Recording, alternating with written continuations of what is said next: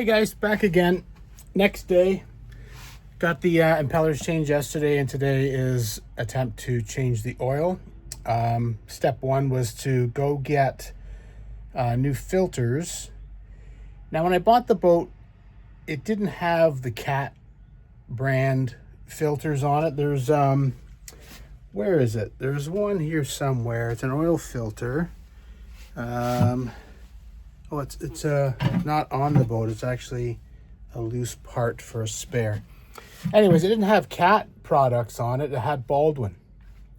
So in talking to people, Baldwin is a good quality name, high-end filters, and they cross-reference that. And so when I bought the boat, it had Baldwin on there. Here's a Baldwin upside down for you, but it's in place there. There's a Baldwin right there. That's a fuel filter. Probably a 2 micron one there, and then there is another one somewhere else. I'll see it better on the other engine. Yeah, because we got an oil filter down there. So that's probably it. Yeah, sorry, right there, 2 micron, and then at the very beginning is our Raycors way back over yonder. But today I went to get some Baldwin filters at the marina. They don't have any Baldwin in stock, so they couldn't get anything. So me, by being obsessed with getting things done, hence the name, Current Obsession, I went with last season, CarQuest said they had their own cross-reference part there. Where can I see it? Right there. So that's the CarQuest brand there. So when I asked the fella at CarQuest today if they could cross-reference me back to the Cats, he said he can't there, but I could obviously do it if I put the part numbers in. And he said, but CarQuest is Baldwin with their name on it. It's not reddish in color. It's the white, and it has CarQuest. He goes, it's a high-end filter.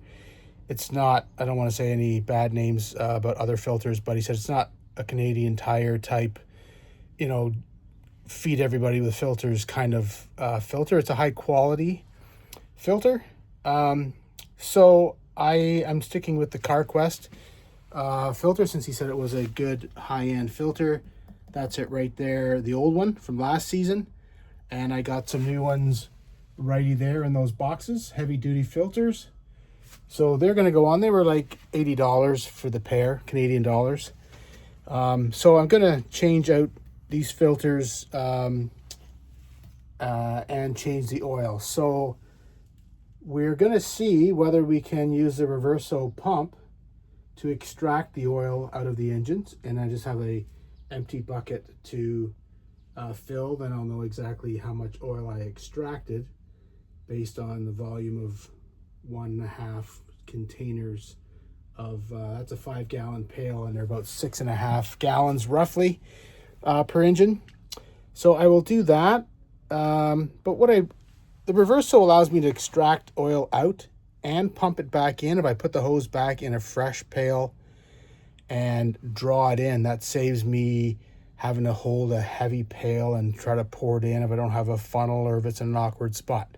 Luckily for me, my engine floors open up and I can stand up in the engine room right beside the filters. So nice and airy, and I'm all set there with my bucket of oil. It's Rotella T4 15W40. So those pails at the marinas charge a lot because that's how they make money. $180 for a 5-gallon pail, or you can go to Canadian Tire or Walmart and get it for $100, $105, depending on where you go. So that's what I opted to do, save money wherever I can. And again, the filters were $40 each. So not a bad oil change if you want to compare it to what the marinas would charge you to send somebody over to change your oil. I just noticed a nut missing off of there, so I'll have to get that looked after. That's probably what's good about having a mechanic come on your boat, because they can see things that maybe you wouldn't see. But in talking to you now, I can see that nut is missing off my engine pressure and temperature. There's a little bolt there missing a nut. You got another nylon nut on there. The other one's on the other side. You can't see, but they are both there. So we are good.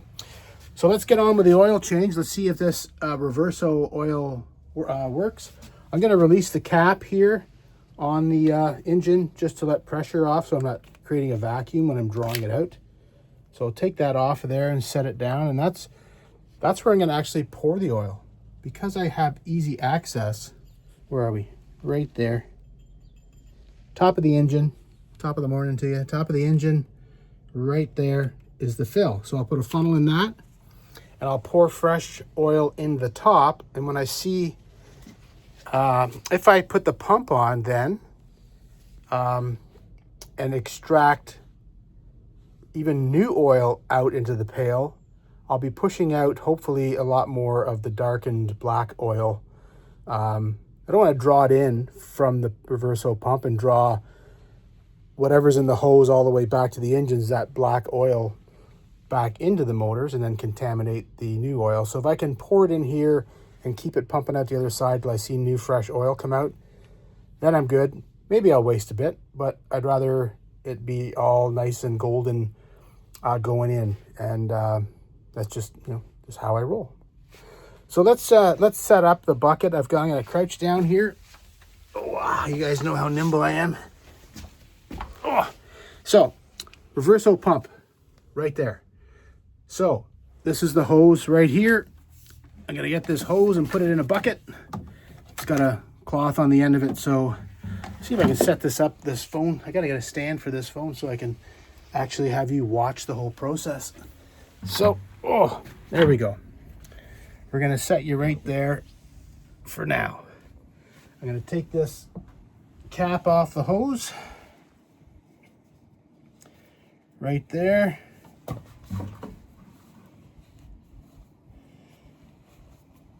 And it's just a cap on the end. Undo the cap, put it down, and put the hose in my empty pail.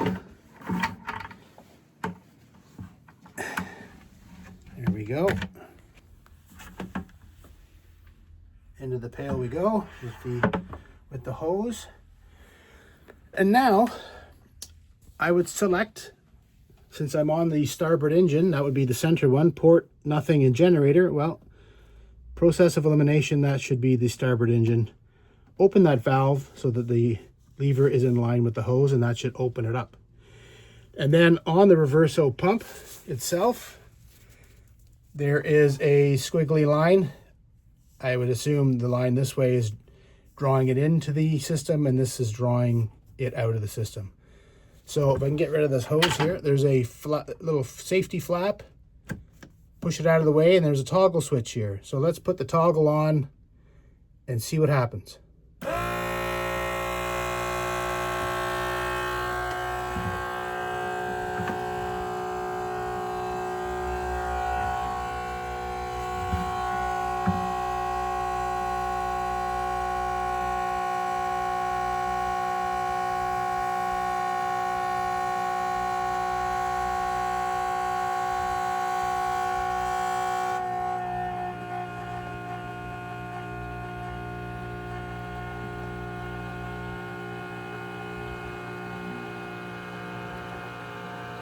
I hear something happening.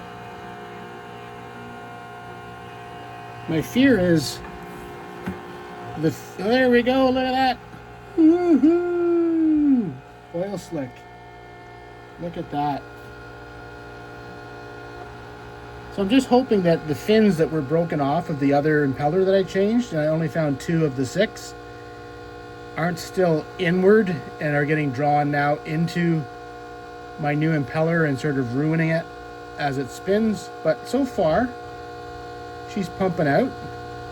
I don't have to, if I didn't have this system, I would simply get an oil extractor, like it's a big vacuum chamber, and through the dipstick, I would put the skinny, it's like a 1/4 inch or maybe 3/16 hose down inside there till it bottoms out. And then when you siphon, you pump it a number of times so you can't pump anymore, and it will extract the oil out. And The nice thing about them is that they have lines, indicating lines up the tower. It tells you exactly how many gallons or liters you're extracting, so you get a very precise reading of what you've taken out, which is nice. This one here, I'm just going to fill this bucket, then I'll know that I was drawing out 5 gallons or 18.9 liters. It's going pretty good. I've already got about a good 4 or 5 inches of oil inside this bucket, so I'm quite happy that it was just a simple impeller change. So look at that, crude oil. So that's great that it's working. Very happy, as you can see.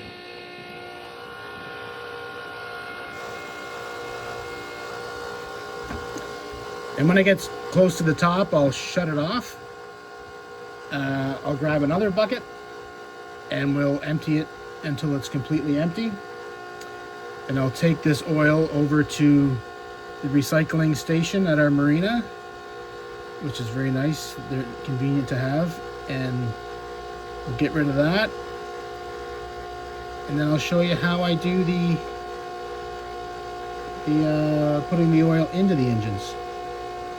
It's always nice when you start off the season, new impellers, new filters, new rake cores. That'll be my next video. After I get the oil change, I'm going to change the rake core filters and then the secondary filter. These ones will be 30 micron, and the other ones will be a 2 micron filter that's right at the engine. We'll change those. I'll check the bowls to make sure there's no water in the fuel at all. Maybe drain them slightly, and show you how to do that. It's fairly easy. Well, I'm going to need 2 hands soon, so I'll bid you adieu for the moment. All right, so I got a full bucket out, full pail, and then I got just that much. Where are we in the bucket? Not very much, maybe an inch off the bottom of the second bucket. So if 5 gallons is the first one, I've only got 1.5 liters left to pull out. That's probably half a liter there. And then I have this whole filter to change right here, which I've just sort of started loosening off. I just have a Canadian Tire brand rubber style ratchet. I've already got a couple of turns on it, so you can see she's starting to turn now. Nice, there we go. So I can do the rest by hand and pull that off of there and take this filter off, and maybe I can what do we have here for angle? Good angle, bad angle, no angle. There's the filter right there. Like I said, there we go. So I'm just gonna undo this filter. I have a bucket below it. Lefty loosey, righty tighty. I'm upside down here. So backing this out here, there's the oil starting to pour out because of the pressure that was in there, I guess. My hands are now slicker than you know what on the linoleum floor. There we go. So she's off, right full to the top of black oil, which is probably fine. I don't do many miles per year and hours on the engines. I put miles, actually I don't know, hours. I think I put maybe 100 hours on per season. So 100 hours per season, that's not a lot of wear on the oil. And I don't travel at excessive speeds. I go up on plane now and again to burn off some carbon, or maybe to gain some time here and there on the trips. But as a rule, I do about 10 miles an hour on my trips. Fuel economy, and we don't mind traveling at that lower rate of speed, enjoying the scenery, enjoying our time out on the boat, you know, watching things happen. And also, sometimes you get up on plane and next thing you know, I mean, I guess you have to trust your engines that they're working properly. Going up on plane sometimes worries me. You know, you got the dog and your wife and the kids with you. And you think you're cruising along at high speeds and all of a sudden you lose an engine and you're doing a immediate right turn or left turn, depending. And then you're like, oh no, and then all the drama. So sometimes I play it safe and just do 9 miles an hour. I've had no issue whatsoever in all the years of doing it. The boat I had before this one had gasoline engines, 8.1 liter engines, Crusader, forget the other part of the name, but Crusader engines, and they were good. You know, they would burn a bit more fuel than the diesel does, and but we had no issue doing 9 miles an hour, and we were fine with it. So doing 9 miles an hour all summer long doesn't really ruin your oil. So I could probably get away with another season, but why gamble, right? That's just for the price of, let's say $500 total, you've got all your oil and your filters and you're changed out, and you've got peace of mind for the season that everything's brand new. And I was always told by some mechanics, when it comes to your diesel motors, for example, they just said, make sure filters is number one. So change the filters, change the oil, do that all the time. And then we're safe. We're safer. So the only thing I don't know how to do is take off the cowling to change the belts. Right back here where my alternator is, there's a cowling around there. Oh, shroud. And you can see right down inside there, there's a bolt. And I'm like, what? How do I get to that bolt? Do I have to take off that whole system there, which I don't know, it's coolant or if it's water in there. If anybody's got any idea or what they do, I'll spin it around the other way to see the starboard engine, because you can see it from the other side. There's the belts there. And there, I believe, this system here is the Glendining, which I think is just pressure through automation. Glendinning, maybe that's a proper way of saying it. Glendinning. I don't know if any of that is through the autopilot, and what that is on there, that cable is reading something off of the shaft of that flywheel. I don't know how to take all that off and change the belts. So if anybody's got any ideas or how they do it, I'd greatly appreciate it. You leave that in the comments. That would be lovely. All right, new filters I have in the box. So,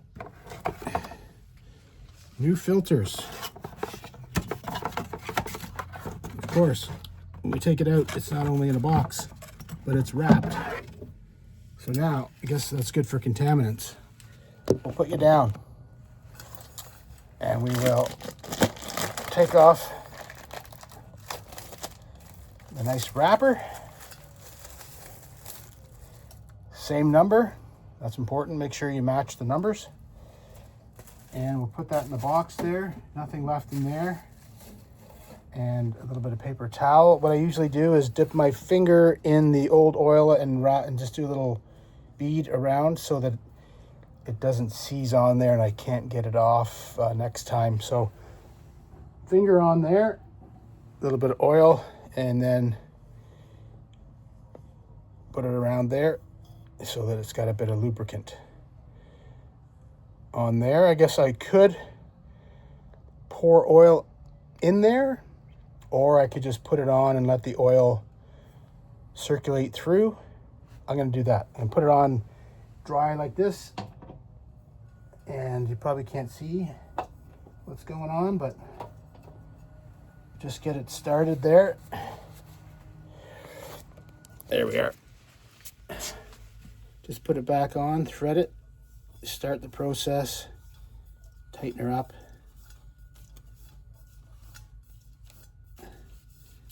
There she goes.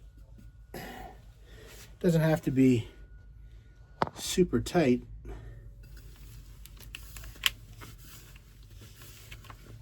We don't want to disfigure the that rubber gasket O-ring there. Just tighten that up on there.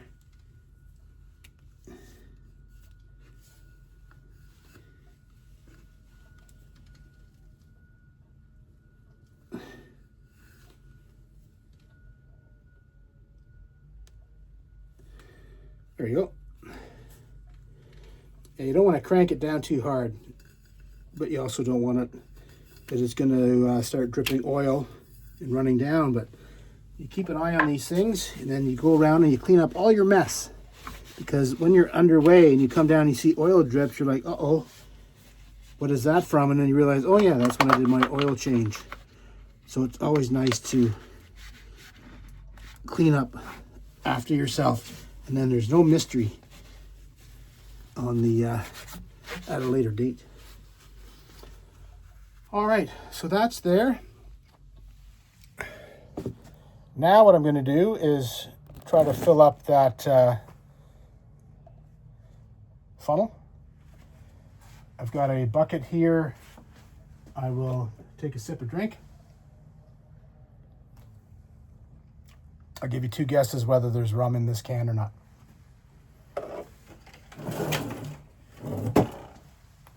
All right. Big bucket is down.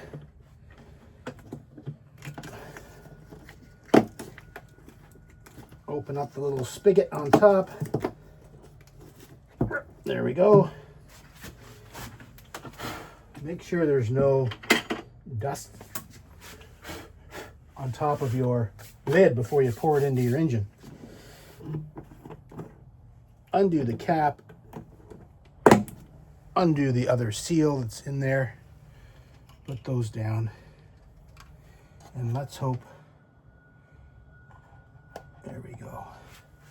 But now that I can stand up, I can lift up this pail and then, somewhat comfortably, pour my oil in.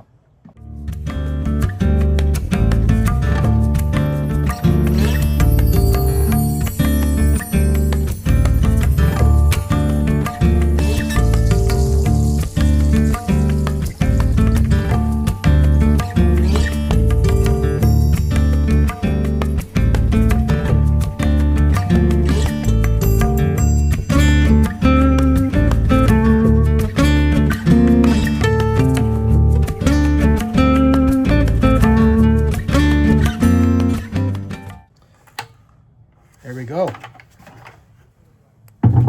So now we've got all that 5 gallons of oil in there.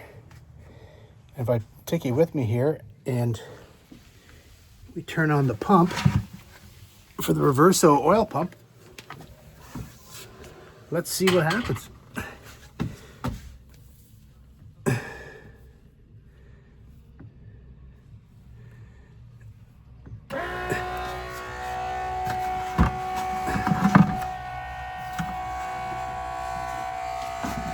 Turn the phone around for you.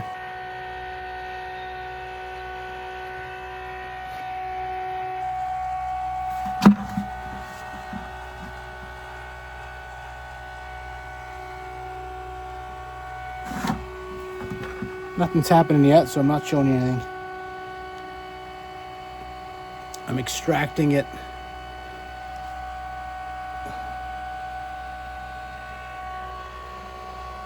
As soon as we hear the pitch change, oh, I know what. Let's open the valve. There we go.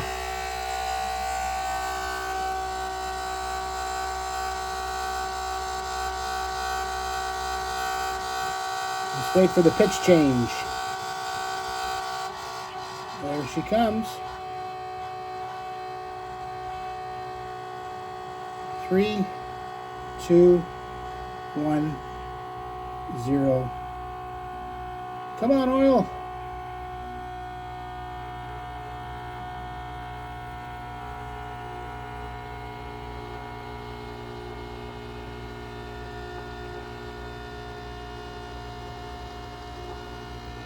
There we go. Still black.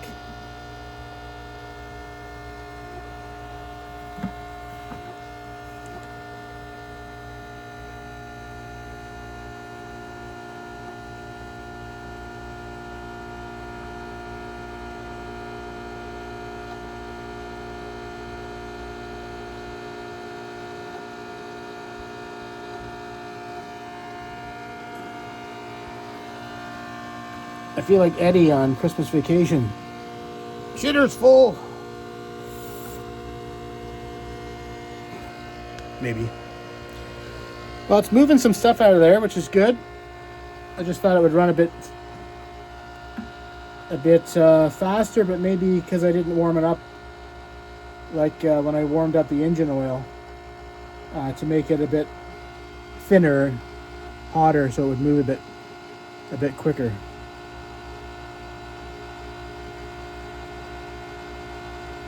So that's probably, I'd say, yeah, that's probably 1.5 liters. I can see some clearness. Yeah, I can start seeing the clearness in that oil there. Yeah. So I will turn the pump off, close the valve. There we go. And turn that up. I'd call that a success. With regards to my impeller change on the Reverso pump system. And then I didn't draw all that dirty oil back into the engines by drawing new oil through. That's what they call Reverso. It reverses direction. I'm sure you figured that out. But so now I have another pail, but I bought the half size, bit easier to handle. So I will pour 1.5 liters, 2 liters of this into the engine.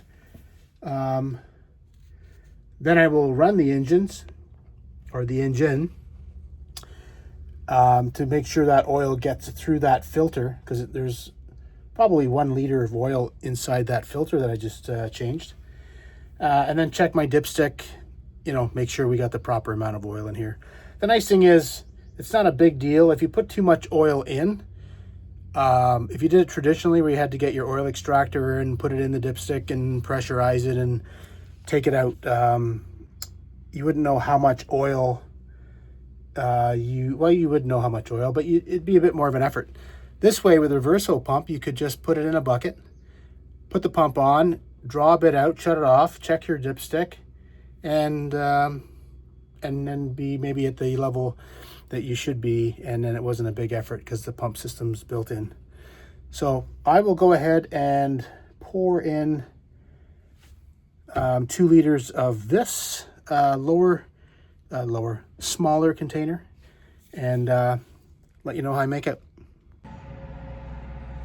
All right, well, I got the port engine fired up, warmed up. There you go. I guess somebody's just checking their horn, maybe. Unless there's a problem. Let me just poke my head up and see, just in case.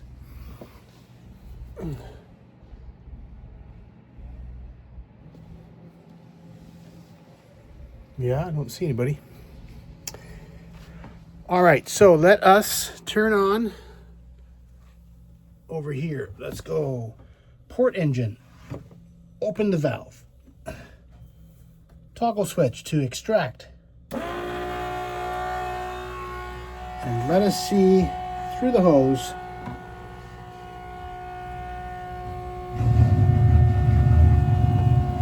Perfect timing. My neighbor has a mussel boat offshore. There's a little bit of the golden stuff coming out from the other one through the hose. And we should be able to hear a pitch change.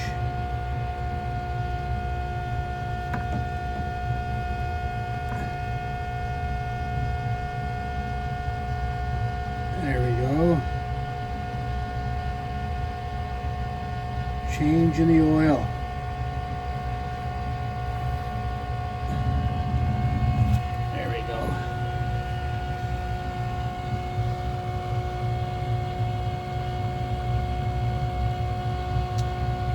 Nice. So that's pulling it from the port engine. You just have to select the lever, and then I could do the Jenny with the same. And then I'll just verify the type of oil for the generator. I think it's straight 30. I'm gonna check. Another nice thing to do, and the old owner did this, I believe, is he put little tag on there, impeller kit number, so you know what impeller to get. That kind of stuff's nice, to have things labeled. Easy for yourself to recall what it was you need, or the new owner, and it just adds so much value to when people see things are organized like that. It really makes them decide whether or not to buy your boat, if that's what you're doing. You want the hose falling right in and getting all black. It's just another thing I have to clean up. What did I do? I got oil on, oh yeah, I went underneath the our bed in the forward berth there to was working on my side shift thruster, and I had oily hands, and I got it on the upholstery on the side of the bed frame, and which won't come out. So it was dated, so I changed it. I bought some, I went to the Fabric Land, which is a funny story. I went in there and they said, "Sir, do you have a sewing card with us?" I said, "I do not have a sewing card for some reason." But I bought some like faux leather or vinyl. It's vinyl, I guess, but I think it was $80 or $100 for the roll, and I did all the bumpers right around the bed. The foot of the bed was already done, but around the sides, the headboard and the other side of the bed was not done. So I just ripped off the old stuff and put the new stuff on with a stapler, Stanley staple gun, and now it looks more modern. So sometimes a bad thing with the oil turned into a good thing with modernizing the boat for $100. But anyways, these are all things I obsess over, and I will slowly get a new boat bit by bit.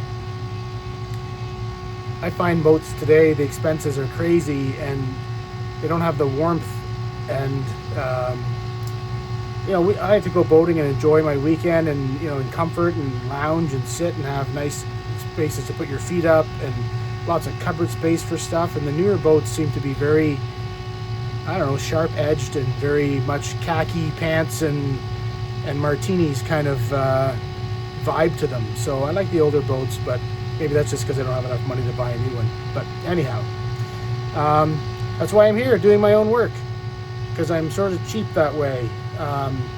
The money that I save doing all these things, I can put into upgrades to make my boat that much better.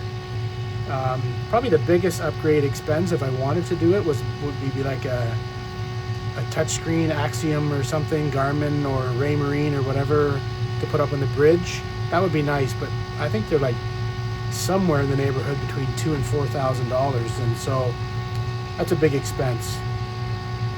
If I could wrap my own boat with comfort, I probably would, but we pay to have it shrink wrapped, and that's $2,000 every season. If I could save that every season, I could simply put in one of those touch screens. So I try to save money where I can. The side shift was another thing I put on, which was a third, no, not quite a third, for sure a half of the cost of putting in one traditional and have the marina do it, because I can't do fiberglass, so I'd have to have them do the whole thing. And finding a spot that wasn't awkward to mount the unit, very, very difficult. So I'm very happy with the product. We love it. We've only been out once with it, but we went to the fuel dock once and played around, and then we went out for the week, well, just for the holiday Monday, the May 24, and I used it, and so far I'm really happy that we got this. So if it continues to be something I'm loving, then I'm going to get a stern thruster for next year. That's the plan anyways. So anyways, you can see the oil is getting close. I'm sure once I get to near the top here, we'll hear a pitch change, and it's siphoning a bit of air with it. So I will then change buckets and put it in this other one, which I might do. No, I'll get this filled up here so I can spill it on my boat. Just all right, I just took it out of the bucket there and moved it over to the other bucket that we just emptied into the starboard engine. So that's an empty bucket. So nice keeping the lid on there. Might as well just put the hose in the spout, empty all that oil. And the one time I thought I was just getting a lot of air when I was in the starboard engine there, I took the impeller cover off because it's so easy to do. 4 screws. Took the screws off, pulled the impeller out because it's just a very small wheel. Pulled the impeller out because I was looking for bits in there of the old impeller blades, and there wasn't any. So I thought maybe that's what was causing the cavitating, you know, siphoning air kind of deal. But it was good. So far so good. You can hear still going in there.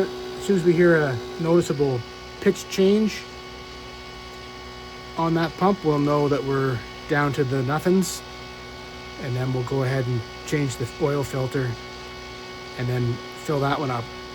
I always find that the second engine goes way faster than the first one, probably less than half the amount of time.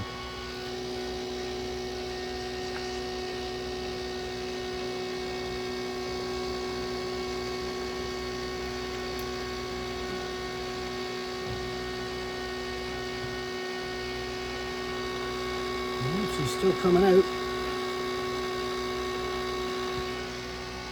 It's good.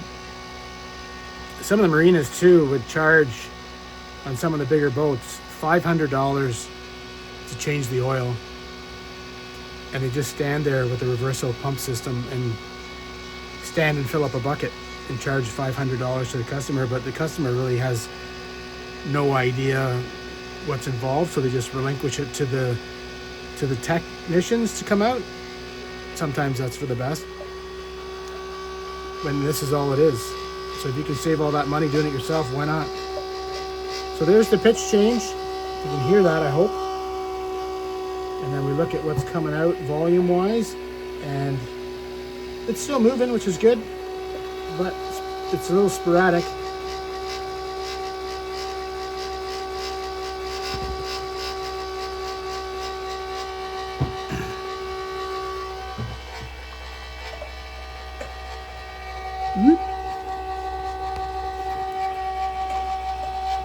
See, operating the camera and the oil, people might say, why don't you get one of those stands? You can put it on there. I will.